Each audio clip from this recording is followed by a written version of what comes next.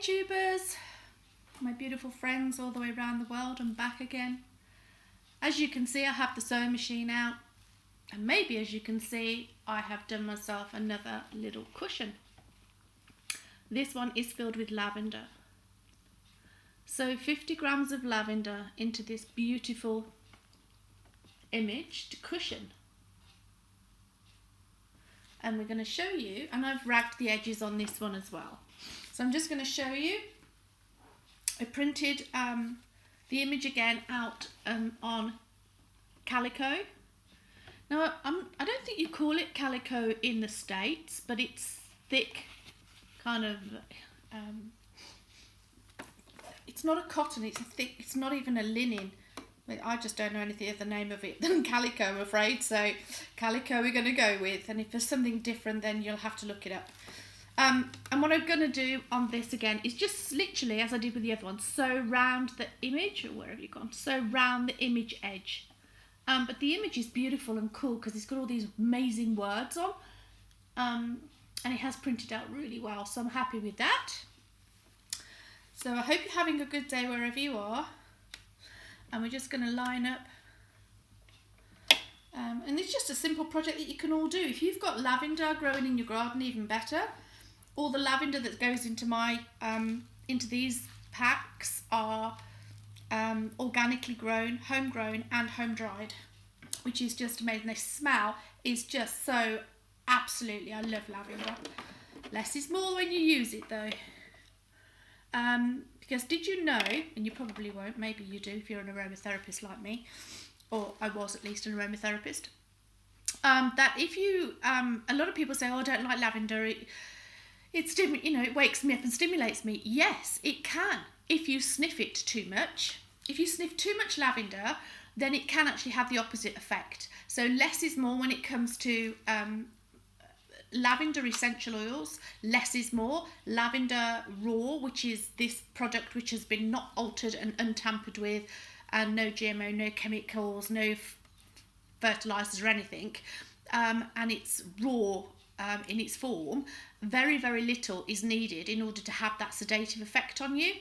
So there's just a little tip for you. So onward and upward, here we go.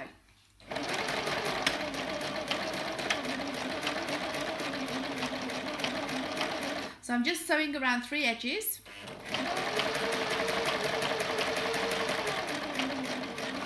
And I'm just using a simple straight stitch. And I'm keeping the needle down before I turn the corner.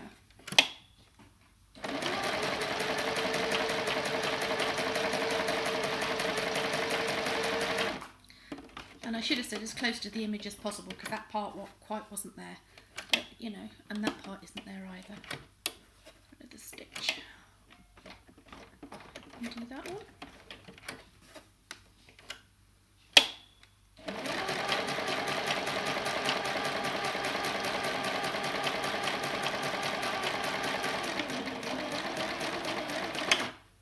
Ooh.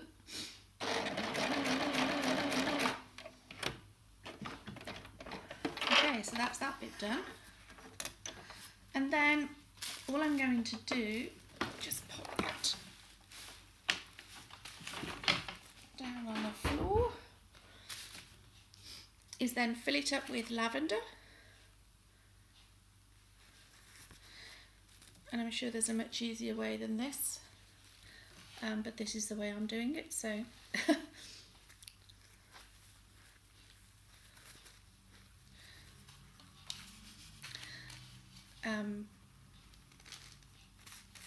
and having done last year's, this is from last year's crop, and it, honestly, I think it actually ages better. I think even the dried stalks I use on certain things. I use the dried stalks in my tea but I extract the fragrance from them by putting them in a pestle and mortar and then using the fragrance rather than the actual item. But I think that's just my personal. This is English lavender, and it could be different where you grow yours or where it grows. French lavender could be different, I don't know, but I see it just.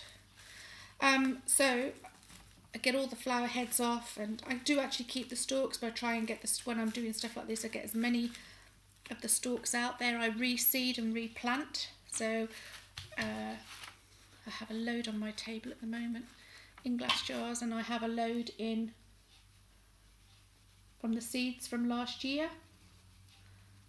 That's 15 grams. In fact, all those little black things in there, I just want to show you, are not, all those little black things here, where are you? Here are all the seeds.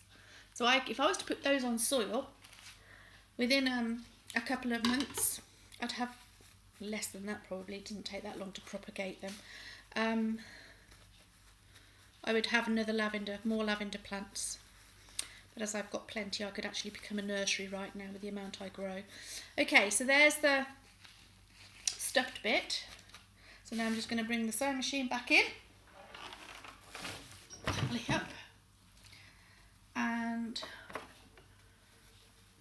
I'm just going to marry up the two edges. You could pin this before you started, but just remember to take your pins out before you start stitching. Otherwise you'll run over it and ruin your machine. And if you haven't got a machine, don't panic. You could actually do some little tiny stitches all the way around the edges by hand. Yes, it would take you longer, but again, it's all that hand process, which is lovely. People love that. I love that actually.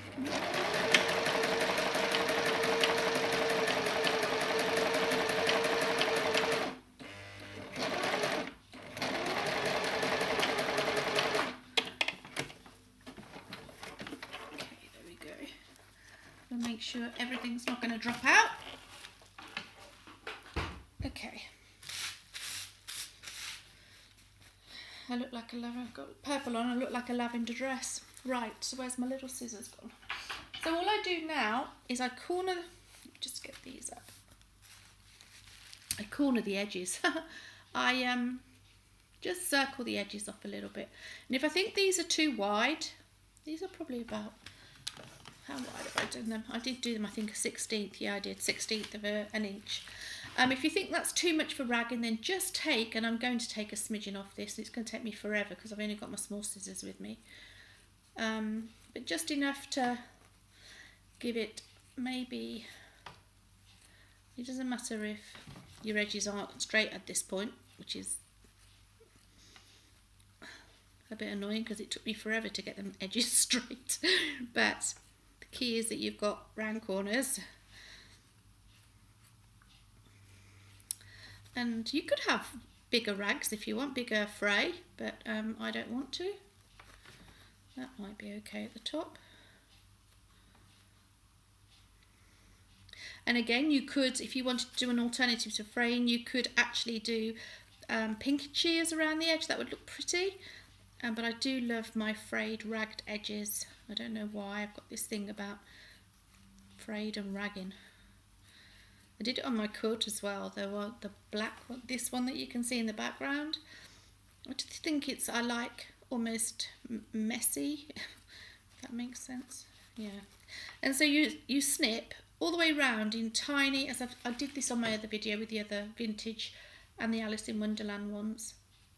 And you just do tiny snips all the way around the edge, right up to the stitching if you want, but I wouldn't. About 1 millimetre away from the stitches, all around the edges. And all you need to do now is ruffle it all up, and especially because this is calico, it will fray and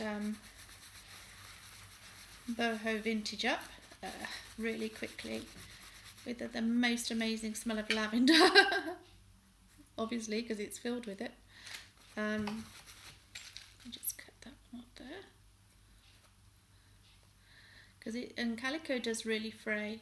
I don't know whether you call it calico. I know you call it something different in the USA, but I'm really sorry about my ignorance. I'm really not sure what it is. Might be, no, it's not Hessian, because that's the brown one. I don't know. Anyway, you ladies will know what it is, and gents will know what it is. Okay, so you just move your lavender around until you've got yourself a nice little pillow, And there you have it.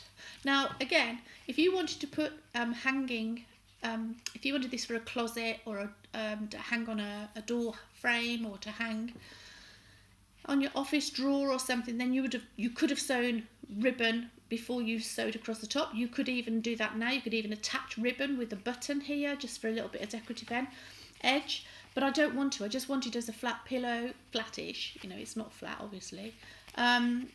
So that you can place it next to your bed, give it a good squish at night, and then go to sleep, or put it under your pillow, and you don't need much of it. Just do that with it, and it will release the fragrance. It just smells so delicious. Actually, a little bit too much. So it's so strong, the fragrance. So there you have it. Just a quick tutorial on it was more the image I wanted to show you than the actual, obviously, actual making of the lavender pillow, because I'm sure you know how to do that, or you've seen it tons on YouTube. But I've done that one. I've got 2 of them now, and they will be both listed in my Etsy shop. So I hope you've enjoyed it and give you some inspiration to make some pillows yourself, or if you're going to use these, by the way, in a baby's cot, then you do need to think about that in terms of how old the baby is, whether they could have this type of fragrance near them, because they are very sensitive to fragrance and smell. Chamomile is fine with babies, as is lavender. However, my niece used to get overexcited on lavender. We could never put her down. She'd never, at 18 months old, because she was so sensitive to the fragrance. Even 1 drop would be too much for her. So again, just think about the sensitivity, and it could even be for you. If you're really sensitive to fragrance, it means that you need less, real less than more. That's not to say you shouldn't try a pillow. And just have that by your bed, and just have a quick rub your finger over it, or smush it across your top. Smush, that's just a technical term. Smush it across the top of your pillow that you lie on, just to get a little bit of that fragrance out of the dried herbs inside.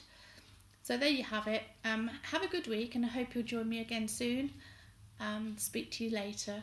Bye.